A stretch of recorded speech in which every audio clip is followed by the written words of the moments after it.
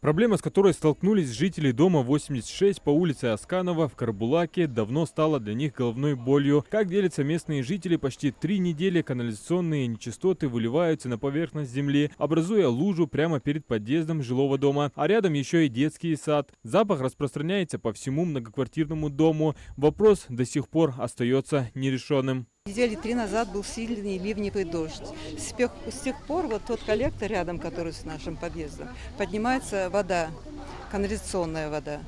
Но недели 2, дней 10, как она сильно поднимается. Мы подняли тревогу, обратились к соответствующим структурам, которые должны были заняться этим. Но пока результат ноль.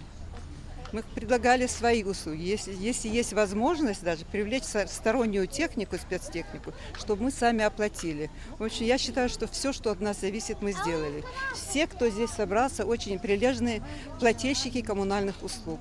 В этом отношении тоже наша совесть чиста.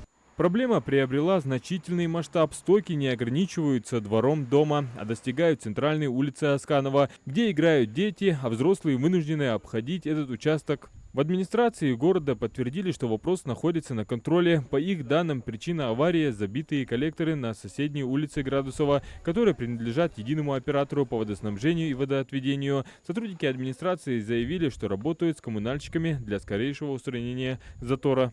Ко мне обращались жители, данный вопрос был переадресован единому региональному оператору по водоснабжению и водоотведения, так как на балансе регионального оператора находятся на сегодняшний день сети водоснабжения и водоотведения. Здесь проблема не только в самом колодце многоквартирного дома, а на центральном коллекторе по улице Градусова, пересечении там дома Асканова 34 и улица Градусова.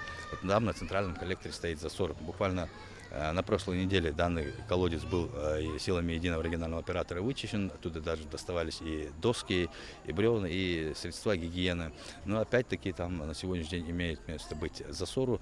И до тех пор, пока вот эти центральные отводящие канализационные коллекторы не будут вычищены и не приведены в соответствие, да, такая проблема у нас периодически будет появляться. Однако у единого оператора своя версия происходящего. Его представители утверждают, что коллектор забился из-за халатности самих жителей. Дело не в том, что трубы не могут пропустить нечистоты, а в том, что сами жители их засоряют бытовым и строительным мусором. Наглядное доказательство – отходы, которые доставали во время прочистки коллектора. Вот эти вот хандиблоки больше. Месяц назад я люк отилай. Я люк дай хай. كره أشوف أنك يملوا زحم وش الأرقية سدها رموخ أشتوز تزبيك سدادس ونا مел дихать дизи мел дал дизи хатсун сюда мусор не кидайте, это не мусорная яма, это вообще другое предназначение этой ямы, бесполезно. Люди все равно вот, что бы вы ни говорили, люк отбылось, люк хам оттихи кегду, он у градусов мел кегдядырыш. Я не знаю, кафалди с хатсу. Уже анда сабол голову полностью, как же, ты хожишь, саканку дина бисен узвалишь. Асканк был давали сун хатсу ускамалвал, сансагу ачвалом тыгат. Шамбар мгоя мелпар малвогутче. Ну уже, наверное, людям самим надо чуть-чуть постыдиться.